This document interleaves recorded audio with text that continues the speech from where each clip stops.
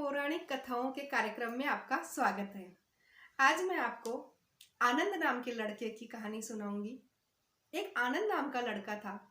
वह बड़ा ही भोला और आलसी था, पर उसको दुनियादारी की इतनी नॉलेज नहीं थी। वह घर में बस थोड़े बहुत काम कर देता, उससे इतना काम नहीं होता था। आलसी था, खाता पीता सोता मस्त रहता। घर वाले सोचते हैं हम सब काम करते हैं और ये मस्त खाता है सो जाता है और कुछ काम नहीं करता है। घर वाले उसको बोलते भैया कुछ काम कर, ये कर, लेकिन वह इतना नहीं कर पाता था। और सीधा सरल था, उसको इतना दुनियादारी की खबर नहीं थी।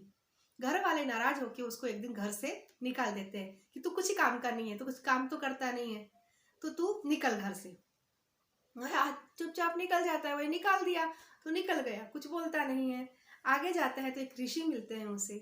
ऋषि जी को बोलता है कि प्लीज़ कृपया करके मुझे आप अपने आश्रम में रखेंगे।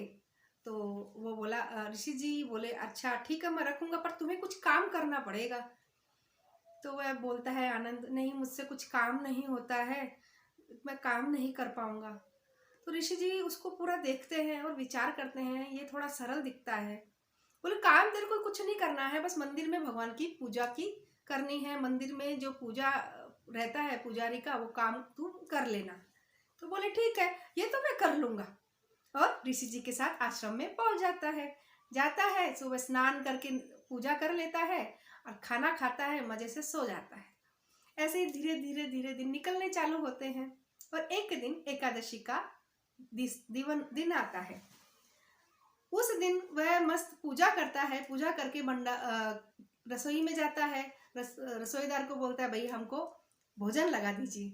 वो बोलता है आज तो भोजन नहीं मिलेगा। बोले क्यों? आज तो बड़ी एकादशी है, आज तो सबका उपवास है, आज कोई भी भोजन ग्रहण नहीं करेगा। आनंद सोचता है अरे भाई मैं तो भूखा नहीं रह सकता हूँ, अब मैं क्या करूँ। ऋषि जी के पास जाता है, हाथ जोड़ता है और बोलता है प्रणाम ऋषि, प्रणाम गुरु जी। वो बोलते हैं हाँ बेटा प्रसन्न रहो, खुश रहो, क्या चाहिए तुम्हें। अरे भाई आज रसोईदार जी बोलते हैं कि मुझे तो खाना नहीं मिलेगा, आज सबका उपवास है, पर मैं तो भूखा नहीं रह सकता हूँ, मैं कभी रहा भी नहीं हूँ, मैं उपवास नहीं कर सकता। कृपया करके हाथ जोड़ के विनती है, मुझे भोजन दिया जाए। गुरु जी बोलते हैं भाई आज यहाँ तो खाना नहीं मिलेगा, तुम एक काम करो, भंडार गृह में से भोजन सामग्री लो, गंगा तट पे जाओ और वहां पे कुछ बना लो, और वहां पे पर एक काम करना, श्री राम जी को पहले खिलाना और फिर तुम खाना। बोले ठीक है। भंडार गृह में जाता है, अपनी श्री राम जी की और अपनी दोनों की सामग्री लेता है, जाता है, 2 जन का भोजन पकाता है, खुद का भी पका लेता है, श्री राम का पकाता है, 2 थाली लगा लेता है और राम जी को बोलता है आइए राम जी पहले आइए आप, चलो अपन खाना खाएंगे। राम जी आते हैं, साथ में सीता जी को भी लाते हैं। आनंद बड़ा सोच में पड़ जाता है, अभी राम जी आए हैं और साथ में माता को भी ले आए, मैंने तो उनको अकेले कोई बुलाया था, अब मैं कैसे खाना खाऊं। सीता जी जैसे राम जी को दिया, सीता जी भी देखी अब मुझे भी देगा। तो उसने आनंद ने अपना खाना सीता जी को दे देता है, दोनों खा लेते हैं। वह सोचता है अरे भाई आज तो अपने को भूखा ही रहना पड़ेगा। ऐसे करके एकादशी का दिन निकल जाता है और वह दूसरे दिन आश्रम में आ जाता है। ऐसे ही उसकी वापस दिनचर्या चालू हो जाती है। सुबह उठता है, स्नान करता है, पूजा पाठ करता है और खाना खाता है, भजन गाता है, सो जाता है। ऐसे चलता है उसका। फिर दूसरी बार एकादशी आती है। एकादशी आता है तो गुरुजी के पास जाता है, गुरुजी आज एकादशी है और मैं आपसे विनती करता हूँ, कृपया करके मुझे आप 3 लोगों की भोजन सामग्री दीजिए। गुरुजी बोलते हैं क्यों? बोले पिछली बार राम जी आए थे, साथ में सीता जी को लेके आ गए, तो मैं तो भोजन ही ग्रहण नहीं कर पाया। बोले अच्छा? बोले हाँ, एक काम करो तुम 3 जन का ले जाओ। वो सोचते हैं ये भोला है, कोई आया होगा उसको राम जी समझ लिया होगा।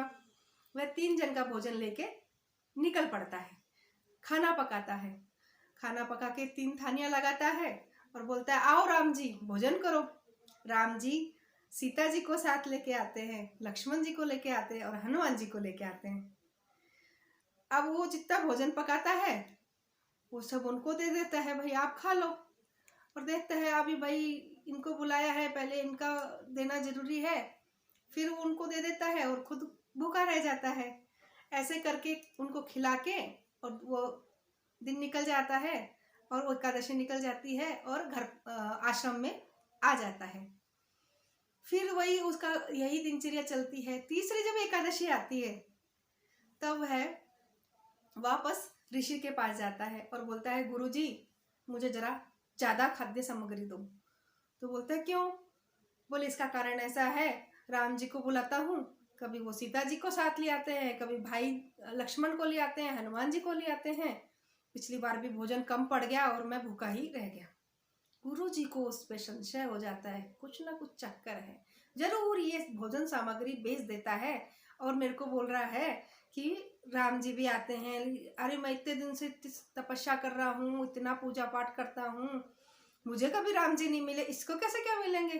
पिछले टाइम तो मैं सोचा भोला है, जाने दो, ऐसे बोल रहा होगा, लेकिन इस बार इसको देखना पड़ेगा जाके गंगा तट पे कि ये सच बोल रहा है या फिर ये किसी को अनाज बेच देता है। बोलते ठीक है, ये भोजन सामग्री उनको ज़्यादा दे के आनंद को, और गुरुजी बोलते जाओ, गुरुजी बोलते पीछे से जाके चेक करूंगा, देखूंगा इसको। ठीक है, अभी आनंद जाता है, इतनी सबकी 4-5 लोगों के लिए भोजन पकाता है। भोजन पकाने के बाद में आवाज लगाता है, हे राम जी आइए भोजन करते हैं। राम जी तो पूरी अयोध्या नगरी को लेके आ जाते हैं। बोलते चल लगा खाना। बोले इतने लोगों को खाना मैं कैसे क्या पकाऊं, मेरे को इतना नहीं जमेगा, मैं नहीं बनाऊंगा इतना खाना, आप इतने को लाए हो तो बनाओ और खाओ। राम जी बड़े मुस्कुराते हैं और इससे बोलते हैं, सीता जी इनको तो भोजन आप ही करा सकती हो। सीता माता बोलती है, हाँ। लक्ष्मण जी जाते हैं, लकड़ियाँ लेके आते हैं, हनुमान जी सब्जी लेके आते हैं, सब मिल के खाना पकाते हैं और आनंद बड़ा खुश, इस बार तो मुझे भी खाना मिलेगा क्योंकि सीता मैया खाना बना रही है। ऐसे करके सारी अयोध्या नगरी को बिठाते हैं और सब खाना खाते हैं। गुरुजी आके देखते हैं, गुरुजी देखते हैं कि भाई ये आनंद बड़ा सबसे बोल रहा है, बात कर रहा है, पर गुरुजी को कुछ दिखाई नहीं देता है। गुरुजी पहले दूर से देखते हैं, फिर गुरुजी को जब समझ में नहीं आता है तो आनंद के पास उसको हाथ लगा के बोलते रहे, किससे बतला रहा है? बोले ये राम जी से बतला रहा हूँ, ये सीता माता है, ये राम जी है, ये लक्ष्मण जी है। अरे मेरे को तो कोई नहीं दिख रहा, इधर कोई नहीं है। तो वह सरल स्वभाव से आनंद पूछता है, हे राम प्रभु आप मुझे दिख रहे हो, मेरे गुरुजी को क्यों नहीं दिख रहे?